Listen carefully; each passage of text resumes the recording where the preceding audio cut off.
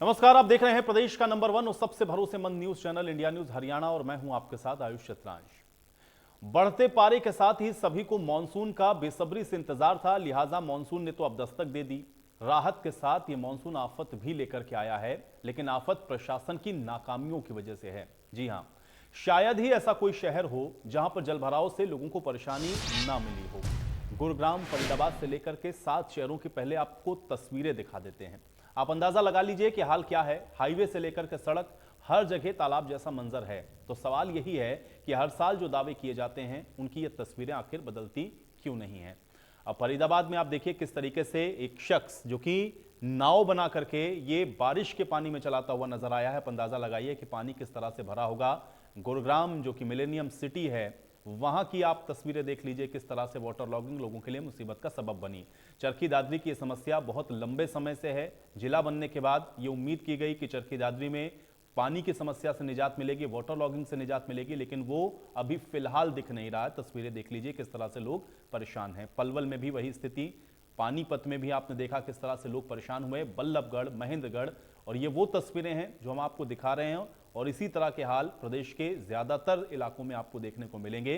बारिश के बाद जो प्रशासन की नाकामी है वो किस तरह से लोगों के लिए आफत का सबब बनती है, उससे जुड़ी हुई ये तस्वीरें आपको दिखा रहे हैं। तो इंतजार जरूर था मानसून का, लेकिन मानसून के बाद ये जो तस्वीरें आती हैं ये लोगों को और ज्यादा परेशान करती हैं और एक बार फिर से वैसी ही तस्वीरें देखने को मिल रही हैं। और चलिए अब आपको गुरुग्राम के द्वारका एक्सप्रेसवे का पहले हाल दिखा देते हैं और देखिए यहां पर बारिश के बाद किस तरह की स्थिति बनी। गुरुग्राम में कल रात से हो रही बरसात के बाद गुरुग्राम के अलग अलग इलाकों में कुछ तस्वीरें जल भराव की सामने आई हैं, मगर गुरुग्राम में सबसे ज़्यादा चिंताजनक तस्वीरें गुरुग्राम के द्वारका एक्सप्रेसवे के पास से आई हैं, जहां की मैं आपको बता दूं कि ये जो सड़क आप देख रहे हैं ये गुरुग्राम का बसई रोड है और यहाँ से सीधा ये द्वारका एक्सप्रेसवे से कनेक्ट होता है, जिसकी अगर हम बात करें जल भराव की तो तकरीबन 10 कदम की दूरी पर ही द्वारका एक्सप्रेसवे है और यहाँ पर जल भराव हो गया है। ये तस्वीरें आप देख सकते हैं, ये रात भर से जल भराव यहाँ हुआ है और सामने जो तस्वीरें आप देख रहे हैं ये द्वारका एक्सप्रेसवे वो फ्लाईओवर है, वो एलिवेटेड एक्सप्रेसवे है जो कि 9,000 करोड़ रुपए की लागत से बनकर तैयार हो रहा है। हालांकि द्वारका एक्सप्रेसवे के ऊपर जल भराव की तस्वीरें नहीं हैं, मगर मैं आपको बता दूं कि ये जो कनेक्ट रोड है सीधा गुरुग्राम शहर के लोगों को द्वारका एक्सप्रेसवे से जोड़ने का काम करेगा। तो ऐसे में इस जगह पर जो भारी जल भराव देखने को मिल रहा है ये कहीं ना कहीं गुरुग्राम जिला प्रशासन की जो पोल है वो खोलता नजर आ रहा है।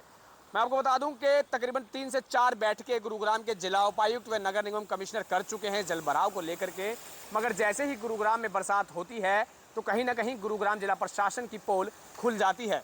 इस तरफ जहां जल भराव हुआ है तो दूसरी ओर अगर हम सड़क की बात करें तो जो पूरा रोड है उस पूरे रोड के ऊपर गड्ढे हो गए हैं और एक तरफ जल भराव हो गया है और इसी पानी के बीच से जो वाहन हैं वो आप देख सकते हैं कि किस तरीके से जो है निकलते हैं और फ्लाईओवर से उतरते हुए सीधा इस पानी जो भरा है, जल भराव जो हुआ है, यहाँ से होते हुए वाहन सीधा द्वारका एक्सप्रेसवे की तरफ जा रहे हैं। हालांकि द्वारका एक्सप्रेसवे को शुरू नहीं किया गया है, मगर द्वारका एक्सप्रेसवे का जो सर्विस लेन है वो बीते कई महीनों से जो है शुरू कर दिया गया था, उसके ऊपर गाड़ियां जो है लगातार दौड़ रही हैं और ऐसे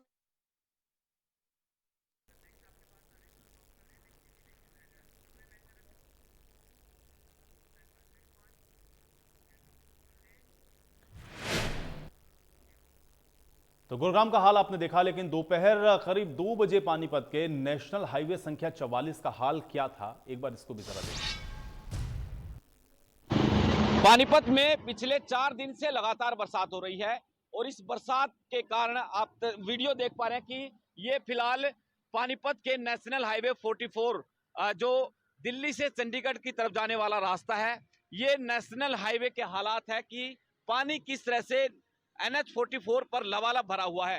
खाद्य आश्रम के ठीक सामने से ये वीडियो देख पा रहे हैं कि यहाँ पर जो दर्जनों बाइक, स्कूटियां, इलेक्ट्रिक व्हीकल की बात करें, ऑटो रिक्शा की बात करें, तमाम दर्जनों वाहन यहाँ पर इस लहरों की वजह से इन जो पानी के जो जल भराव यहाँ पर हुआ है इनकी वजह से बंद हो चुकी है। किस तरह से लहरें आपको उठती हुई दिखाई दे रही हैं यहाँ के।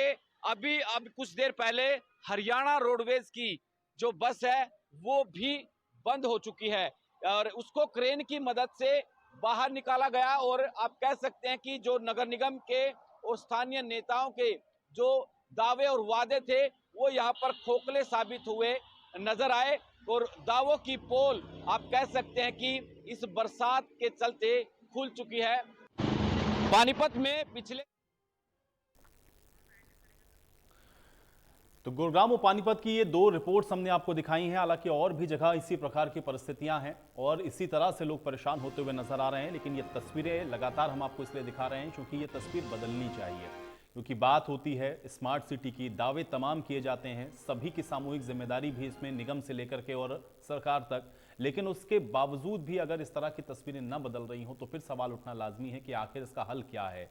क्यों साल दर साल या हर साल आप कहें ये तस्वीर इसी प्रकार से रहती है। अब ये जलभराव कैसे रोका जाएगा, इसको कैसे सही किया जाएगा, ये अपने आप में बेहद महत्वपूर्ण है क्योंकि ये बरसात का पानी, बारिश का पानी लोगों के लिए राहत से ज्यादा आफत का सबब बन रहा है। आज की बड़ी बहस के सवाल भी इसी से संबंधित हैं, पहले उस पर नजर डालते हैं, उसके बाद आज की चर्चा में आगे बढ़ेंगे। आज की बड़ी बहस का पहला सवाल यह है कि जलभराव से शहर के अंदर जो जाम है इसका जिम्मेदार कौन है। दूसरा सवाल यह है कि हर साल बारिश में आखिर प्रशासन के जो दावे हैं वो क्यों फेल हो जाते हैं, प्रशासन ही फेल क्यों होता है।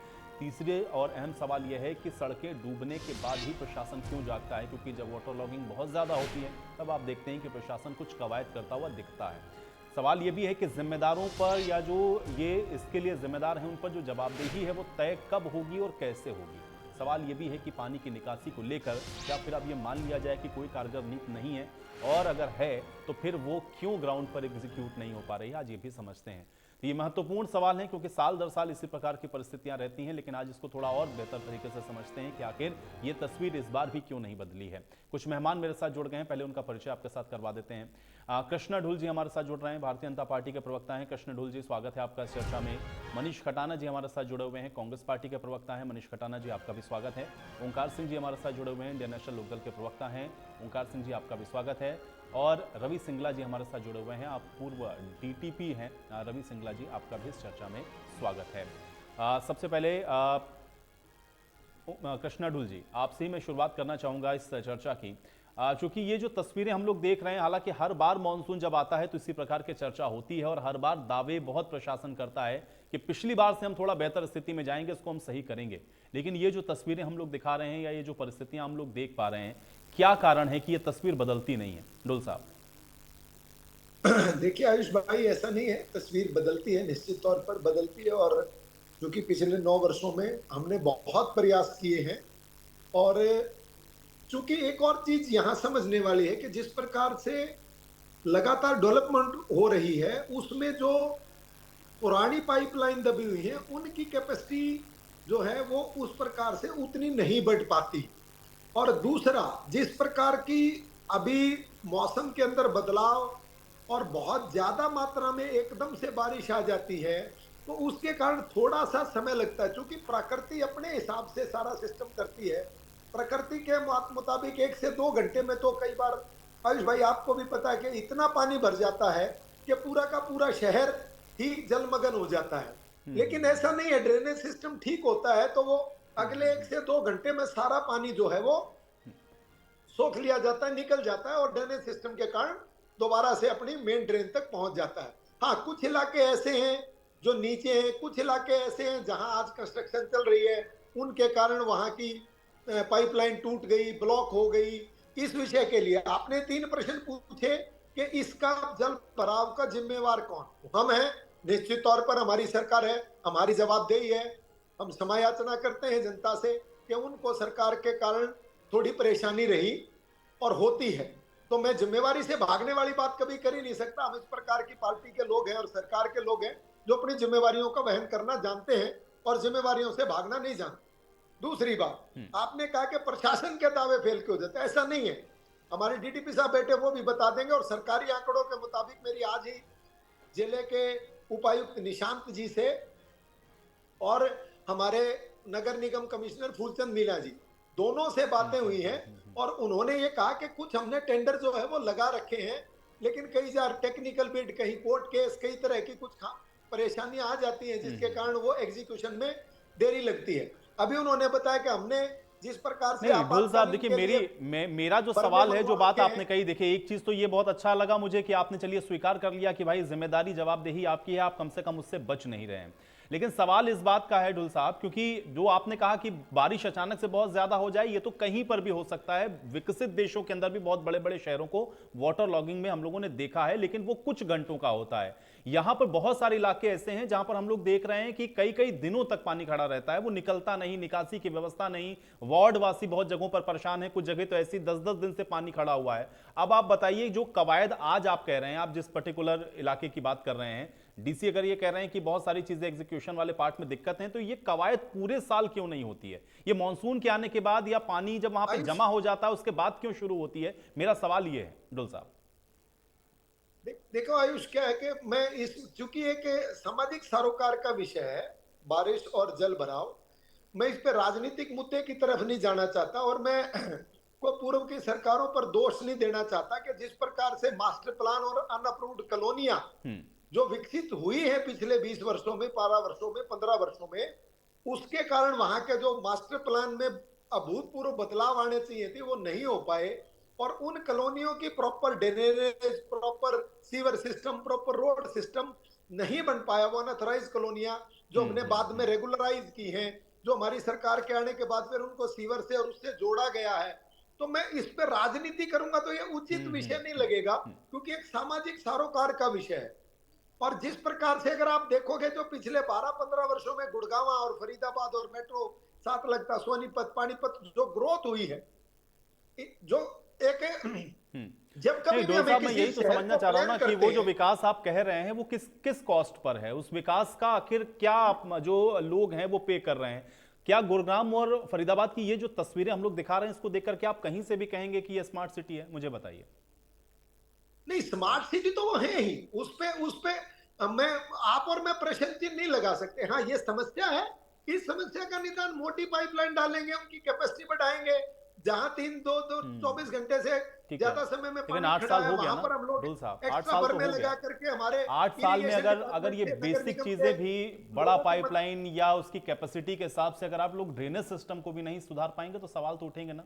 मनीष कटाना जी, क्या कारण आपको नजर आता है? ठीक है, मैं आऊंगा। मनीष कटाना जी, खटाना जी, आपको आवाज मिल रही है? जी आयुष जी, बिल्कुल आ रही है जी। मनीष जी, क्या कारण नजर आता है? ये तस्वीरें नहीं बदल रही? आयुष जी, सबसे पहले तो शुक्रिया था इंडिया न्यूज का कि उन्होंने धरातल की तस्वीरें जिस तरीके से आज दिखाई और जिस तरीके की सच्चाई हरियाणा की तस्वीर को आज आपने सबके सामने लाने के जो पुरजोर कोशिश करी, उसके लिए भी इंडिया न्यूज का धन्यवाद है। और ढोल साहब ने एक बड़ी अच्छी बात कही, मैं उनकी बात का स्वागत करता हूं कि भाई सरकार इसकी जिम्मेवार है, सरकार को जिम्मेदारी लेनी चाहिए। बड़ी अच्छी बात है, राजनीतिक लोग राजनीतिक बातें ना करके, क्योंकि आज जो बात हो रही है वो मुद्दों की बात हो रही है, जन सुविधाओं को, मूलभूत सुविधाओं को लेकर बात हो रही है। और गुड़गांव जो कि पूरे हरियाणा को चलाने का काम करता है, 70% से ज्यादा रेवेन्यू हम गुड़गांव से कलेक्ट करते हैं, चाहे वो किसी भी रूप में हो, चाहे वो बिजली बिल हो, चाहे वो हाउस टैक्स हो, चाहे रेवेन्यू हो, किसी भी रूप में पूरे हरियाणा का रेवेन्यू अगर उठा के देखें और गुड़गांव का देखें तो वो उससे डबल पाएगा। उसके बावजूद पिछले साल जब बारिश हुई थी तो गुड़गांव के पुलिस कमिश्नर का तबादला हो गया था, क्योंकि यहाँ पर 2 दिन लोग जाम में खड़े रहे, लोगों की गाड़ियों का तेल खत्म हो गया, 100 रुपए की लोगों ने पानी की बोतलें बेची और लोगों को अपने बच्चों को पिलाने के लिए खरीदनी पड़ी। उसके बाद उससे पिछले साल हीरोंडा चौक के नीचे लोगों ने नाव चलाने का काम करा, वहां पर इतना पानी भर गया। इस साल थोड़ी सी बारिश पड़ते ही पूरा गुड़गांव जलमग्न हो गया, 3-3 घंटे के जाम लग जाते हैं। और ये वो गुड़गांव है जो वर्ल्ड के नक्शे पर है, ये वो गुड़गांव है जिसको ये स्मार्ट सिटी बताते हैं, और ये वो गुड़गांव है जिसके हर 10 किलोमीटर 6 से 12 किलोमीटर के बीच चारों तरफ हम यहाँ पर टोल वसूलते हैं, चाहे खिड़की दोला टोल हो, चाहे भोंडसी टोल हो, चाहे केएमपी का टोल हो, चाहे फरीदाबाद रोड का टोल हो। जहां पर 10 किलोमीटर के दायरे में आप कहीं भी निकलेंगे तो आपको टोल देना पड़ेगा। और जैसे ही आप गुड़गांव में एंटर करते हैं तो गुड़गांव से दिल्ली जाने का जो रास्ता है, गुड़गांव से जयपुर जाने का जो रास्ता है, गुड़गांव से जो ओल्ड सिटी में जाने का रास्ता है, वहां पर बारिशों में आपको 2.5 से 3 घंटे जाम से जूझना पड़ेगा। जी अब तीसरी बड़ी बात, मेरे भाई डूल साहब ने कहा जी ग्रोथ हो रही है जिस तरीके से मेट्रो, तो मेट्रो की तो ग्रोथ हो ही नहीं। हुड्डा साहब 2014 में जहां मेट्रो को छोड़ के गए थे वहीं खड़ी है। तो ग्रोथ तो अगर किसी की हुई है तो बीजेपी के मंत्री की हुई है, बीजेपी के बड़े बड़े नेताओं की हुई। मेरे भाई ने कहा डेवलपमेंट, किसकी डेवलपमेंट हुई? हरियाणा में डेवलपमेंट किसकी हुई? हरियाणा का कर्जा जो हुड्डा साहब छोड़ के गए थे, आज उससे लगभग 3 गुना कर्जा हरियाणा पे है। तो जो 3 गुना कर्जा हुआ, उस कर्जे के रूप में हरियाणा को मिला क्या? किसान को लाठियां मिली, जवान को लाठियां मिली, सरपंचों को लाठियां मिली। अगर कोई भी वर्ग, चाहे किसान हो, कर्मचारी हो, खिलाड़ी हो, तो ये कहते हैं ये राजनीतिक से प्रेरित हैं, इनको कांग्रेस वाले लोग प्रेरित कर रहे हैं, उकसा रहे हैं। तो क्या ये जो जल भराव हो रहा है, क्या ये जो बारिश हो रही है, ये तो शुक्र है कि ढोल साहब ने ये नहीं कहा कि ये भी राजनीतिक से प्रेरित है, ये भी कांग्रेस करवा रही है। तो बहुत गंभीर चिंतन का विषय है। हम हरियाणा के वासी हैं और गुड़गांव जैसे शहर में जो वर्ल्ड के नक्शे पर है, और पिछले 9 साल में डुल साहब ने कहा जी पुरानी पाइपलाइन है, बिल्कुल ठीक बात। अगर पुरानी पाइपलाइन है तो 9 साल में सरकार ने किया क्या? सबसे पहले सरकार इस बात का जवाब दे। आयुष जी, ये वो सरकार है जहां पर सरकारी हॉस्पिटल में 48 घंटे बिजली गुल। गुड़गांव के सरकारी हॉस्पिटल में आपने अपनी डिबेट पे चलाया कि सरकारी हॉस्पिटल में 48 घंटे बिजली गुम। तो इस सरकार तो सोई हुई सरकार है। और मैं तो पहले से कहता हूं जी, नो विजन गवर्नमेंट है। इस गवर्नमेंट का कोई विजन ही नहीं है। ये बड़ी बात मनीष जी आपने कही, आपने कहा नो विजन, कोई सवाल ही नहीं पूछा। ठीक है, आप कह रहे हैं आयुष जी, पहले 2 साल में हुड्डा साहब ने इस सरकार से कोई सवाल नहीं पूछा कि भाई नई नई सरकार है, काम को सीखने में टाइम लगेगा। लेकिन करीबन 9 साल का कार्यकाल पूरे होने के बाद भी आज भी ये सरकार नो विजन पे खड़ी है। ठीक है, ये बड़ा बयान आपने दिया, मैं इस पर जवाब ले लूंगा। ढुल साहब हमारे साथ है, अब मैं ओंकार जी का रुख करूंगा। ओंकार जी, आपसे भी मेरा यही सवाल है, ये साल दर साल हम लोग जो तस्वीरें देखते हैं, खासतौर से मॉनसून आते ही, वो तस्वीरें आप पुरानी भी निकाल लीजिए, कोई खास अंतर आपको उसमें नजर आएगा नहीं, एक सी ही तस्वीरें, ये बदलती क्यों नहीं? आयुष जी, बहुत अच्छी बात है, आज आपने फिर एक जनता का मुद्दा उठाया, इसके लिए मैं आपका और आपके चैनल का धन्यवाद करता हूँ। आपने 5 प्रश्न पूछे। सबसे पहली प्रश्न आपने पूछा कि हल्की सी बरसात से जो जाम लगता है उसका जिम्मेवार कौन? चलो, उसका प्रश्न का उत्तर तो बीजेपी के प्रवक्ता साथी ने दे दिया कि उसके जिम्मेवार ये हैं। दूसरा आपने प्रश्न पूछा कि दावे हर साल फेल क्यों हो जाते हैं। इसके हमें ना कारण देखने पड़ेंगे आयुष जी, समस्या बहुत गंभीर है और इसके सुझाव भी हमें आपकी डिबेट में देने हैं, कारण भी बताने हैं, ताकि इसका अगली बार हल हो सके। हर बार इस पर मुद्दे पर इस डिबेट होती है। देखिए, प्रशासन हर बार फेल क्यों होता है? क्योंकि वो थोथले दावे करता है, काम नहीं होते धरातल के ऊपर। अगर धरातल पर काम हो, पाइप व्यवस्था, सीवेज व्यवस्था, अगर व्यवस्था ठीक हो, तो जाम की स्थिति और पानी के जल भराव की स्थिति नहीं हो सकती। मेरे भाई ने बोला कि बारिश की कुछ स्थिति ऐसी हो जाती है कि एकदम से ऐसी तेज बारिश आती है। आयुष जी, मैं बताना चाहता हूँ, जैसे पहले 7-7 दिन बारिश मानसून रहती थी, वैसी बारिश तो अब होती नहीं। अब तो होती थोड़ी देर के लिए, पहले तो 6-6 दिन 7-7 दिन की जड़ी लगती थी। अगर खुदा ना खास्ता ऐसी जड़ी लग गई तो इनके तो सारे दावे बिल्कुल जीरो पे आ जाएंगे। तीसरा प्रश्न आपने पूछा कि जल भराव के लिए जिम्मेवार कौन? जिम्मेवार तो देखिए यही होंगे, और तो कोई नहीं होगा। और सबसे बड़ी बात है, मैं आज इस डिबेट में इनके पीछे कारण के ऊपर जरूर जाना चाहूंगा कि कारण क्या है, जल भराव क्यों हो जाता है। देखिए, कई जगह के, प्रत्येक जगह के कारण अलग अलग है, लेकिन कुछ कारण ऐसे हैं जो नॉर्मल हैं, जो सब जगह अप्लाई होते हैं। एक तो जो पुरानी पाइपलाइन है, जो इनकी पाइप पानी ढोने की, वेस्ट पानी ढोने की पाइपलाइन है, वो पुरानी है और कम व्यास की डली हुई है। अब उनकी कैपेसिटी बढ़ चुकी है, तो क्योंकि मकान भी ज्यादा बन गए हैं, तो उसकी कैपेसिटी बढ़ाई जानी जरूरी है। एक कारण तो ये है। दूसरा कारण, बहुत हद तक कई बार पब्लिक भी इसके लिए जिम्मेवार है। मैंने देखा जहां हम जालियां लगा देते हैं, जहां सरकार ने सीवरेज सिस्टम ट्रीटमेंट प्लांट वगैरह लगाए, वहां ऊपर एक छोटा सा बक्सा लगाया जिसमें जालियां लगी हैं, उसमें आमतौर पर मोमजामे फंस जाते हैं, जिसकी वजह से पानी उसमें नहीं जा सकता। ये भी एक बहुत बड़ा कारण बनता है। तीसरा, कमीशन। देखिए, हम इसको इग्नोर नहीं कर सकते। कोई भी नया ठेका दिया जाता है, तो हरियाणा में कमीशन का बहुत लंबा चौड़ा इतिहास रहा है और अब भी चल रहा है। कमेटी में, नगर निगम। ओंकार जी, पानी पी लीजिए, मैं आता हूँ। ठीक है आप ओंकार जी, पानी पी लीजिए आप। हाँ, मैं तब तक सिंगला जी का रुख कर लेता हूं। सिंगला जी, ये राजनीतिक बातें यहां पर होती रहेंगी, लेकिन इसके पीछे के कारण आप मुझे लगता है यहां पर सबसे बेहतर बता सकते हैं। खासतौर से वो शहर जिसको हम लोग हरियाणा की एक तरीके से शान मानते हैं, अगर उन सब जगहों पर इस तरह की तस्वीरें हों तो फिर हम स्मार्ट सिटी की परिकल्पना को कैसे करेंगे? ये कारण क्या है ये तस्वीरें बदलती नहीं? देखिए, मैं पहले भी एक बार इस डिबेट में भाग ले चुका हूँ। पहले भी मैंने बताया था कि भाई हर शहर का एक विकास प्लान बनाया जाता है। विकास प्लान बनाते समय इन सारी चीज़ों का ध्यान रखा जाता है। सारी ट्रंक सर्विसेज उसमें डिज़ाइन की जाती हैं और ट्रंक सर्विसेज के हिसाब से ही वहाँ पे काम किया जाता है। और काम करने के जब डिज़ाइन होता है, डिज़ाइन में पता लगता है भी यहाँ पे इतने बयास मतलब इतने डाया का पाइप होगा, यहाँ पे इतने ड्रेन होगी, उसका स्लोप किधर होगा, उसकी कनेक्टिविटी कहाँ पे होगी, उसका डिस्पोजल कहाँ पे होगा, इस टाइप की सारी चीज़ें उसमें डिसाइड की जाती है। जब डिसाइड हो जाती हैं और डिज़ाइन के हिसाब से वो काम होता है तो उसमें बहुत सारी चीज़ें कमियाँ रह जाती हैं, क्योंकि ये मौसम जो है 2-2.5 महीने चलता है। इसके ऊपर ज़्यादा ध्यान नहीं दिया जाता। उसमें क्या होता है, 2-3 महीने अपने इस्तेमाल की जाती है वो पाइपलाइन या ड्रेनेज सिस्टम। उसके बाद उस पर लोग जो है उसमें इतनी मिट्टी भर देते हैं, पॉलीथीन भर देते हैं, कूड़ा करकट भर देते हैं और उसको अपने दुकान के या मकान के किसी भी जगह के अपनी संस्था के आगे उसको पक्का करके बढ़िया तरीके से साफ सुथरा बना अपने घर के सामने साफ सुथरा बना लेते हैं उसकी जगह को। वो ड्रेनेज सिस्टम वहाँ पे फेल हो जाता है। इसके बाद कई बार क्या होता है, डिस्पोजल जो होते हैं वो जो मोटर लगाई जाती है, कैपेसिटी कम होती है उनकी, जो डिस्पोजल पे मोटर लिफ्ट करने के पानी को लिफ्ट करने के लिए मोटर लगाई उन मोटर को लिफ्ट करने के लिए मोटर कई बार पूरी कैपेसिटी की नहीं होती, कई बार मोटर फेल हो जाती है, कई बार जो ज़्यादा पानी आ जाता है तो उतनी कैपेसिटी की मोटर नहीं होती तो वो बहुत जल्दी पानी नहीं खींचता। लेकिन जब बारिश भी होती है, ज़्यादा होती है, तब ज़्यादा परेशानी होती है। जब कम बारिश होती है उस हिसाब से जो डिज़ाइन किया जाता है उसके हिसाब से अगर कैपेसिटी के अनुसार हमारे पास पंप होंगे तो पंप जो पूरी तरह से उसको ड्रेन कर सकते हैं।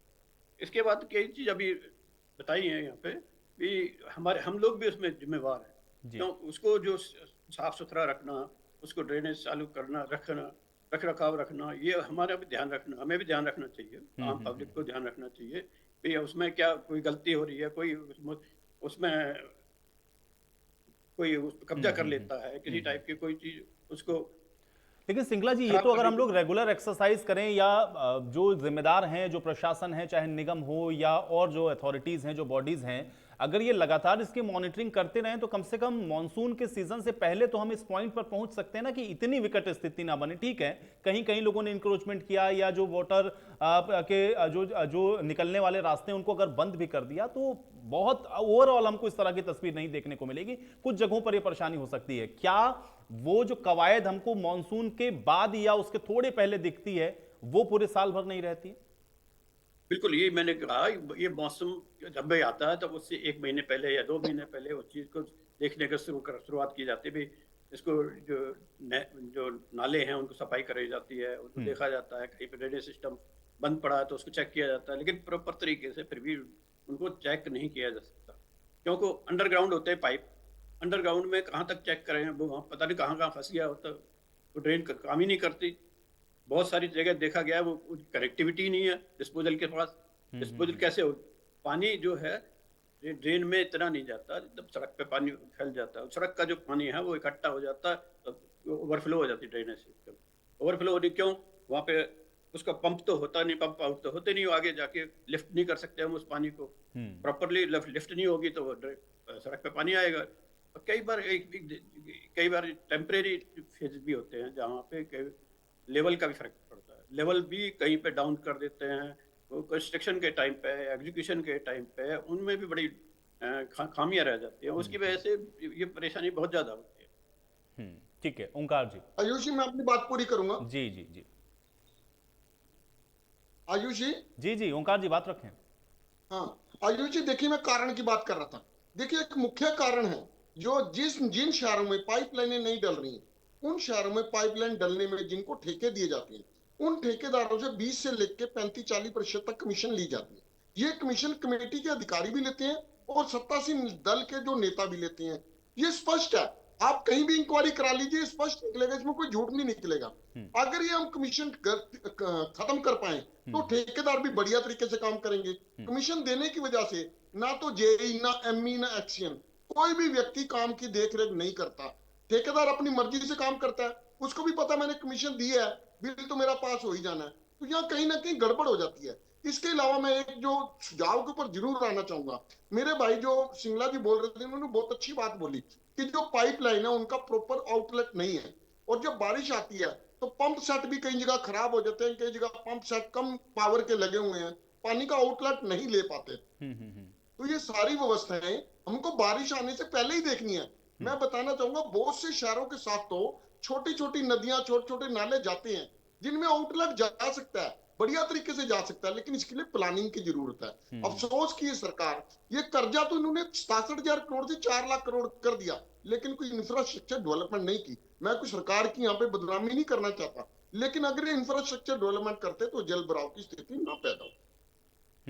ठीक है ढोल साहब, एक तो नो विजन की बात की यहाँ पर कांग्रेस की तरफ से मनीष कटाना जी ने, और ओंकार जी भी कह रहे हैं कि कुछ चीजें ऐसी हैं जिस पर आप लोगों ने अगर फोकस किया होता तो शायद ये परिस्थिति ना होती। क्या कारण इसको हम लोग माने? अब देखिए भाई, सबसे पहले तो मैंने एक जिम्मेवार सरकार का प्रवक्ता होने के नाते, पार्टी का प्रवक्ता होने के नाते स्वीकार किया कि जवाबदेही हमारी, और जो टेक्निकल सी प्रॉब्लम थी वो रवि सिंगला जी, वो किसी पार्टी से संबंधित तो है नहीं, वो अधिकारी हैं, उन्होंने कुछ टेक्निकलिटीज के विषय पर बताया, और मैं चाहता था कि इस विषय को राजनीतिक तौर पर ना छेड़ूं, लेकिन मेरे साथियों ने 2-3 बार कहा और ये चीजें करी। अभी रवि जी ने बताया कि जब कभी भी प्लान किया जाता है उस वक्त ये सारी चीजें तय की जाती है कि कितना डाया होगा और कितनी मोटी पाइप लगे। शायद खटाना जी को ध्यान नहीं कि 2005-6 में ही प्रदेश सरकार, केंद्र सरकार की योजना के तहत 2 निगमों को 2500 करोड़ रुपए मिले थे। उस वक्त 2 ही निगमें होती थी हरियाणा में, जब भूपेंद्र सिंह हुड्डा की सरकार आई तब फरीदाबाद और गुड़गांव, उन दोनों को 2500 करोड़ रुपए उस वक्त लगे थे। तो वो 2500 करोड़ रुपए उन्होंने कहां लगाए, कैसे लगाए, अब इस विषय की तो ये जानकारी देंगे। और जैसा रवि जी ने भी बताया कि जब कभी डेवलपमेंट की शुरुआत होती है तो वो उसके पर्टिकुलर साइड से, ओमकार जी और रवि की 2 बातें और करूंगा कांग्रेस से संबंधित, कि कांग्रेस की सरकार ने अपने कार्यकाल में, उनको शायद ये लगता था कि हम दोबारा सरकारों में कभी नहीं आ पाएंगे, इसलिए उन्होंने 2033 का मास्टर प्लान अप्रूव कर रखा है। वो सरकार जो चली गई थी वो 2014 में चली गई थी, लेकिन उनके कार्यकाल के समय के आप देखेंगे, डीटीपी साहब बैठे, इनसे पूछ लीजिए कि 2033 तक का मास्टर प्लान अप्रूव करके गए हैं। यानी कि सारा का सारा जो रुपया जो उस वक्त लेना था, जिसको लाभ देना था, जिसके लिए सीएलयू करनी थी, वो कर करा के वो तो निकल लिए। उनको ये लगता था कि शायद हमारी सरकार कभी आए ना आए, जितना माल मट्टू मसाला समेटना है समेटो और दौड़ जाओ, आगे जिसकी सरकार आएगी वो जाने। ओंकार जी ने और एक बात कही थी कि भाई कमीशन चलता है, और हमारे टाइम बहुत पहले 6-7 दिन की झड़ी लगती थी, अगर आज 6-7 दिन की झड़ी लगे तो क्या हो जाए, नो डाउट 6-7 दिन की पहले झड़ी लगती थी। आपके टाइम गुड़गांव की कैपेसिटी कितनी थी? 2-2.5 लाख लोग रहा करते जब आपकी सरकार थी। आज कैपेसिटी कितनी है? कम से कम 25 से 30 लाख लोग रहते हैं। तो निश्चित तौर पर कुछ चीजों में, और एक और चीज मेरे भाई मनीष ने बताई थी कि पिछले 3 वर्षों में अगर आप देखोगे, पिछली बार यहां पर जो भरा पानी वो काफी ज्यादा भरा था, रोडवेज की बस तक की दिखाई गई थी आपके चैनल के माध्यम से ही, और कमिश्नर का तबादला करना पड़ा वो 3 साल पहले। उसके बाद जो इन्होंने बताया, हुंडा चौक पर बहुत भारी पानी भरा, और वो लगातार 8, 10, 12, 14 घंटे, 16 घंटे तक भी रहा, और शायद 24 घंटे से भी ऊपर हुआ। लेकिन इस बार हमने प्रशासन की तरफ से पूरी की पूरी हमने तैयारियां की हुई है कि किसी भी रूप में उतनी लंबी समस्या, उतना बड़ा कोई रिस्क अगर फैक्टर आता है तो सरकार, मैंने बताया था अभी नगर निगम कमिश्नर पीसी मीणा जी से और निशांत जो यहाँ के डीसी साहब हैं, उन्होंने कहा कि हमने पूरे के पूरे इंतजाम किए हुए हैं कि किसी भी रूप में हम ये दावा करते हैं कि 24 घंटे से कम समय के अंदर हम पूरे शहर का जहां कहीं भी जल भराव है वहां से बिल्कुल का बिल्कुल पूरा का पूरा जल जो है वो खाली कर देंगे। ऐसा हमारे नगर निगम कमिश्नर और डीसी निशांत यादव जी का कहना है। इंफ्रास्ट्रक्चर पे पैसा खर्च कहाँ किया आप लोगों ने? क्योंकि अगर मान लिया इन्होंने, आपने जैसा कहा कि पुराने समय में जो मास्टर प्लान इन्होंने बना दिया, अगर खामियां थी तो 9 साल तो बहुत होता है ना, उन सारी चीजों को आप आइडेंटिफाई करके सही कर देते। क्योंकि 9 साल से ज्यादा का वक्त अभी आपको और अगर लगेगा इसमें, तो फिर तो ये सवाल उठेगा ना कि वो आपने इंफ्रास्ट्रक्चर पे पैसा लगाया कहाँ। लगाया ना हमने, तो अब दिख रहा है गुड़गांव में जहां पैसा लगा, 3-3, 4-4 अंडर ब्रिज बने हुए, ओवर ब्रिज बने हुए, यू टर्न बने हुए, द्वारका एक्सप्रेस वे हाईवे बना हुआ है। गुड़गांव का जितना डेवलपमेंट पिछले 9 वर्षों में उतना तो भी आज तक हुआ ही नहीं है।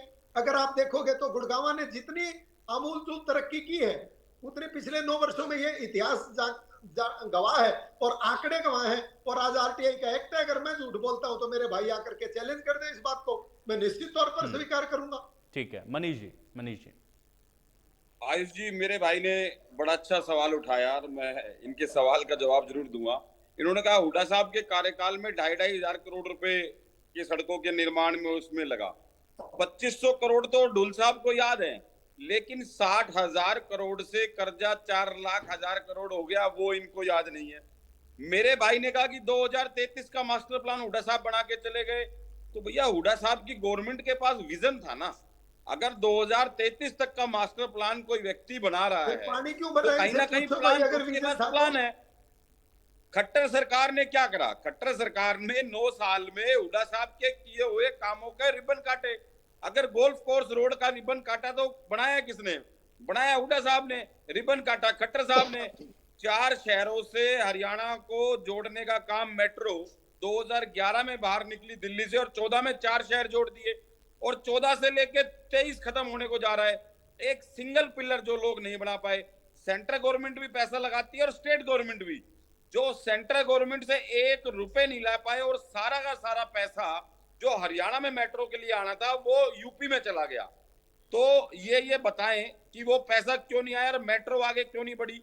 इंफ्रास्ट्रक्चर की बात है और डेवलपमेंट की बात है। मेरे भाई ने कहा कि जी पैसा लगाया, गुड़गांव का विकास हुआ। बिल्कुल ढुल साहब बिल्कुल ठीक बात कह रहे हैं। पीडब्ल्यूडी रेस्ट हाउस बना आपके कार्यकाल में, बहुत शानदार बना। आपके सारा नेता वहां पर आके आराम करते हैं। गुड़गांव में गुरु कमल बहुत बड़ा बीजेपी का कार्यालय नेशनल हाईवे 8 पर बना। सारे बीजेपी के मंत्री, नेता, कार्यकर्ता वहां पर मीटिंग करते हैं। ये पैसा लगा हरियाणा वासियों को, हरियाणा के टैक्स पेयर का। और मैं फिर कहता हूं, जो बीजेपी जो गवर्नमेंट है बीजेपी और जेजेपी की हरियाणा के अंदर, तो भैया where there is a will there is a way. जहां चाहे वहां रहा है।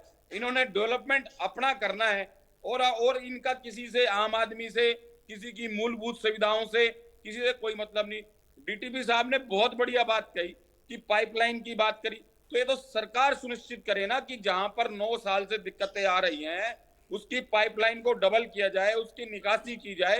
अगर आज गुड़गांव का व्यक्ति, आयुष जी, अगर 4 घंटे सड़क पर खड़ा है तो सरकार का क्या फायदा? सरकार किस बात का टैक्स ले रही है? सरकार किस बात का टोल टैक्स ले रही है? और सरकार अगर 9 साल में भी काम नहीं कर पाई तो सरकार को वैसे भी कोई नैतिकता का आधार पर ही इस्तीफा दे देना चाहिए। ढोल साहब ने पहले अच्छी बात करी कि मैं जिम्मेवारी लेता हूं, लेकिन जिम्मेवारी के साथ उसका सुलझाव भी होना चाहिए, उसका उपाय भी होना चाहिए, उसका आदमियों को उसको निष्कासन भी होना चाहिए उस समस्या का, जो आज तक नहीं हो पाया। 9 साल में सरकार वहीं के वहीं खड़ी है। सरकारी हॉस्पिटल की मरम्मत का काम चल रहा था, आज 9 साल हो गए, आज भी उसकी मरम्मत चल रही है, लेकिन इनका कार्यालय 1 साल में खड़ा हो गया। तो सरकार की अपनी अपनी सोच है, जैसी नीयत है इनकी, जैसी इनकी नीतियां हैं, सिर्फ अपनी पार्टी के नेताओं को बढ़ावा देना, अपनी पार्टी के लिए कार्यालय बनाना। आम आदमी के लिए तो या तो इनकी सरकार लाठियां बरसाती है या पानी के कैनाल छोड़ती है। और कोई आदमी अगर आंदोलन कर ले या कोई आदमी इनसे सवाल पूछ ले तो वो आंदोलन जीवी हो जाता है, या वो खालिस्तानी हो जाता है, या वो कांग्रेस से प्रेरित हो जाता है। लेकिन जो मूलभूत सुविधाएं हैं, आयुष जी एक लास्ट बात जरूर करूंगा कि जब हमारे प्रदेश में काम के ऊपर, डेवलपमेंट के ऊपर चुनाव होने लग जाएंगे, उस समय कोई भी सरकार हो, उस सरकार को 5 साल के अंदर काम करके दिखाना पड़ेगा। बीजेपी को पता है कि हिंदू मुसलमान करके, जाट नॉन जाट करके, धर्म के नाम पर राजनीति करने वाले लोग, इनका डेवलपमेंट और इंफ्रास्ट्रक्चर से कोई मतलब ही नहीं है।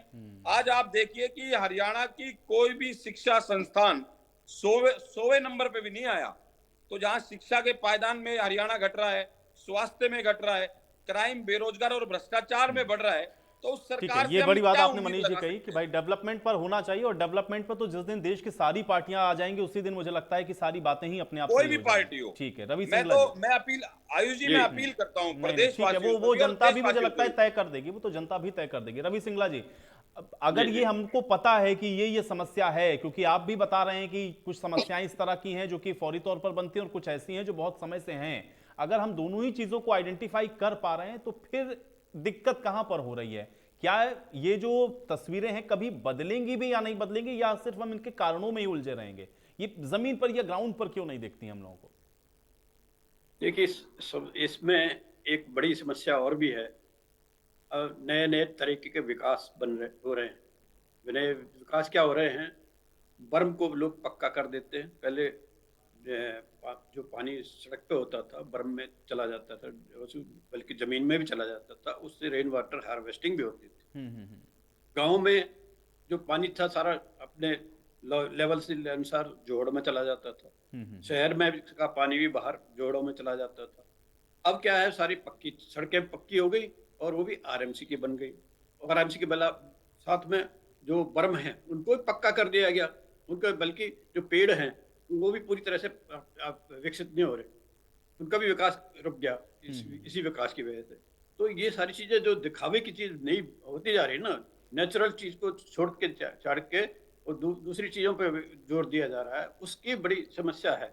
वो सबसे बड़ी हमारी को जिम्मेवारी लेनी चाहिए। हम पब्लिक को भी इन चीजों का ध्यान रखें भी हम बर्म जो छोड़ी जाती है कच्ची किस लिए छोड़ी जाती है? इसलिए कि ड्रेनेज सिस्टम में तो उतना पानी नहीं जा सकता, तो थोड़ा पानी उसमें चला जाए कच्चे उस जगह पे, तो वह उसका रेन वाटर हार्वेस्टिंग का भी काम करेगा और उसका जो वाटर लेवल है वो भी ऊपर आ जाएगा।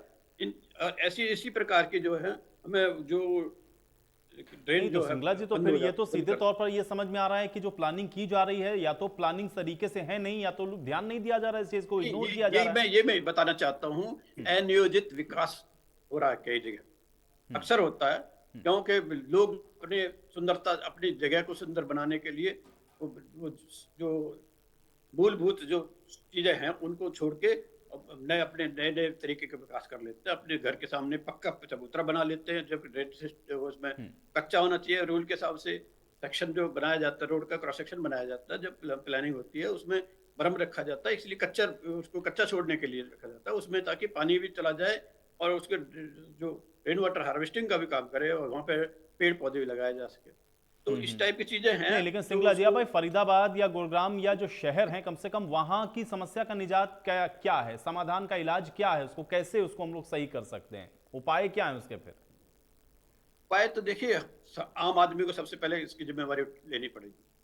आम आदमी को क्या है, उसको देखना। हम शोर तो बचा देते हैं, हमारे पानी भर गया, भाई क्यों भर गया, इसको मूल चीज पे जाओ ना, कहाँ पे क्या कमियां हैं, आप सरकार को बताओ भी इसकी वजह से हो रहा है, ये हमें बताओ भाई ये सिस्टम यहाँ पे खराब है।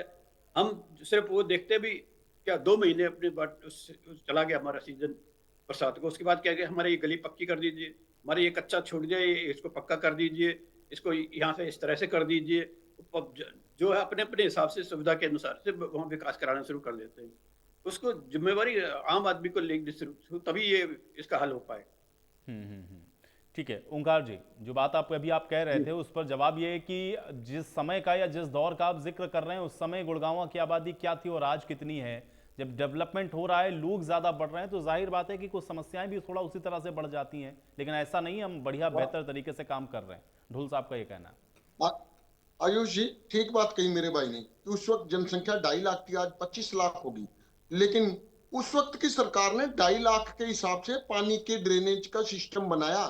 अब आपकी सरकार है, आप अगर 25 लाख जनसंख्या की वोट ले रहे हो तो 25 लाख की ड्रेनेज की व्यवस्था करना आपकी जिम्मेवारी है, ना कि साल 2000 में जो सरकार थी उसकी जिम्मेवारी। और दूसरी बात, मैंने कमीशन का मुद्दा उठाया, मेरे भाई ने उस पर कुछ नहीं बोला। मैं वास्तविकता बता रहा हूं, हर एक जगह पे ठेकेदार से काम करा लिया जाता है, उसके चेक नहीं मिलती, कमीशन दिए जाते हैं फिर भी चेक नहीं मिलती हैं। ये परेशानी है। ये सरकार कहती है भ्रष्टाचार खत्म कर रहे हैं, ये बहुत बड़ी व्यवस्था है, इस व्यवस्था को दूर करना चाहिए, दुरुस्त करना चाहिए। दूसरा, मेरे भाई बीजेपी के प्रवक्ता ने बोला कि अवैध कॉलोनियां बसती जा रही हैं जिसकी वजह से वाटर लॉगिंग की समस्या पैदा होती है। देखिए, यहाँ इनकी बात से मैं सहमत नहीं हूं। एक तरफ तो मुख्यमंत्री महोदय कहते हैं कि जब से हमने सरकार संभाली, सत्ता संभाली, तब से अवैध कॉलोनियां हमने रोक लगा दी। जबकि मैं कहता हूं हर एक शहर में पहले से ज्यादा अवैध कॉलोनियां कटी, लेकिन काटी किसने? बीजेपी के नेताओं ने, बीजेपी के कार्यकर्ताओं ने। दूसरा, आज अगर वाटर लॉगिंग की और जल भराव की समस्या है तो मैं एक सुझाव जरूर देना चाहूंगा। देखिए, मैं हिमाचल में, हमारा कई जगह काम है, वहां हमने देखा हिमाचल वालों ने जगह जगह वाटर रिचार्ज के सिस्टम बना रखे हैं। पानी के नीचे बोर कर देते हैं सिर्फ ड्रेनेज के लिए, सिर्फ जो बारिश के पानी के लिए। जब बारिश आती है 4-4 इंच के बोर कर देते हैं 200 मीटर 250 मीटर नीचे, वो पानी सीधा जमीन में चला जाता है, जिसकी वजह से पानी निचले इलाके में खड़ा नहीं होता। पानी बारिश आती है उस ड्रेनेज सिस्टम में चला जाता है, वाटर लेवल भी ऊपर आ जाता है और जल भराव की समस्या भी खत्म हो जाती है। अगर हरियाणा सरकार भी जहां पानी की ज्यादा समस्या है वहां वाटर रिचार्ज का सिस्टम कर ले तो मेरे को लगता है उससे अच्छा रिजल्ट भी आएगा। दूसरा, मेरे भाई ने बार बार ये बोला कि हमने बहुत विकास कराए, बहुत विकास कराए। देखिए, 67,000 करोड़ से लेके 4 लाख करोड़ का कर्ज कर दिया प्रदेश के ऊपर। ये कर्ज किस बात का है? एक तरफ तो आप कहते हो जीएसटी का भी रिकॉर्ड कलेक्शन हो रहा है, दूसरी तरफ आप कहते हो शराब बेचने से रिकॉर्ड कमाई हो रही है, हमारी इससे भी कमाई हो रही है, हमारी उससे भी कमाई हो रही है, और खर्चे ज्यों के त्यों, खर्चे ज्यादा नहीं हुए। फिर एक कर्जा किस बात का? ये कर्जा भी तो बताएं। कोई एक्स्ट्रा सुविधा नहीं दी जनता को। परिवार पहचान पत्र लाद कर 5 लाख गरीबों की पेंशन काट दी, 10 लाख गरीबों का राशन कार्ड काट दिया, पीला राशन कार्ड। नहीं नहीं, वो व्यवस्था ले आए। पोर्टल जरूर इन्होंने शुरू कर ठीक है, दिया। आप ये कह रहे हैं कि भाई वो जो पैसा है है वो आप लगा कहाँ रहे हैं? मेरे को फिर से जवाब लेता हूँ। कोई कृष्ण ढूल जी जवाब हाँ, दीजिए। लगा कहाँ दिया ठीक है, चलिए कृष्ण ढूल जी जवाब दीजिए। देखिए, मनीष भाई ने कहा कि हुड्डा साहब के पास विजन था और उन्होंने जिक्र कराया कि भाई हाँ, हमने विकास करा, डेवलपमेंट करी, हमने पीडब्ल्यूडी B&R का रेस्ट हाउस बना दिया, और वो इन्होंने माना कि वो बहुत बढ़िया है। ये भी माने इन्होंने कि बहुत शानदार बनाया है। अब ये कह रहे हैं कि उसमें हमारे नेता सोते हैं, हमारे लोग सोते हैं और किसी के लिए नहीं है। पहली बात तो वो सरकार के लोगों के लिए बनाया है। मनीष भाई, हर के टाइम में ऐसा होता था कि सरकार के चंद लोग ही सरकार चलाते थे।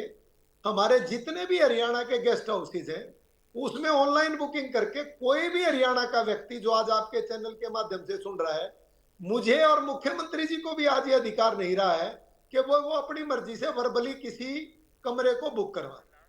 तो ये तो मनीष भाई को मैं कहता हूं वो कल ही आजमा के देख ले, आज और अभी आजमा करके देख ले, बुकिंग की अवेलेबिलिटी हो जाएगी। हमारा काम अपने व्यक्तिगत बात करना नहीं है। और आप कह रहे हो कि जब उनके पास इतना जबरदस्त विजन था, हुड्डा साहब के पास, उन्होंने गुड़गांव बसा दिया, सब कुछ कर दिया, तो पानी क्यों बढ़ने लग रहा है? फिर तुमने तो डेवलपमेंट इतनी जबरदस्त कर दी थी, सारे काम ही इतने बढ़िया कर दिए थे, फिर तो आज कुछ होना ही नहीं चाहिए था। जब इतना जबरदस्त विजन था हुड्डा साहब के पास है कि उन्होंने 10 वर्षों में उन्होंने प्रदेश के हरियाणा की सारी चीजों को बदल दिया। बदला उन्होंने, जातिवाद में बदला, क्षेत्रवाद में बदला, भाई भतीजावाद में बदला, पैसे लेके नौकरी लाने में बदला, ठेका में कमीशन देने में बदला, माइन अपने लोगों को देने में बदला, बहुत बदला उन्होंने जो काम करा। आप ये देखो कि हुड्डा साहब के टाइम पर लोग ने पानी की टंकी पर ट्रक्का के पीछे हुड्डा टेम्पल, हुड्डा, सारा हुड्डा हुड्डा हुड्डा में हो गया था हरियाणा। कारण कि हुड्डा की उस टाइम पर कोई किसी पुलिस वाले की, कानून व्यवस्था वाले की किसी की हिम्मत नहीं थी उन्हें रोक ले। चलिए, लेकिन हम लोग ये उम्मीद करेंगे कि ठीक है, अब पुरानी सरकारों में जो भी रहा, लेकिन आप उसको थोड़ा और बेहतर अगर करें और उसको निजात दिला दें कम से कम प्रदेशवासियों को इन वाटर लॉगिंग से, तो और ज्यादा बेहतर होगा। समय मुझे अब और इजाजत नहीं दे रहा है। शुक्रिया आप लोग का समय निकालने के लिए, चर्चा का हिस्सा बनने के लिए। तो वाटर लॉगिंग एक बड़ी समस्या है, ये सिर्फ हरियाणा नहीं पूरे देश के अंदर आप देख रहे हैं कि शहरों की एक बहुत बड़ी समस्या है, लेकिन इसका समाधान भी सरकार को खोजना है और हमको भी आपको अपनी जिम्मेदारी को समझना है, तभी समस्या से निजात मिल सकती है। आज बड़ी बहस में मेरे साथ फिलहाल इतना ही।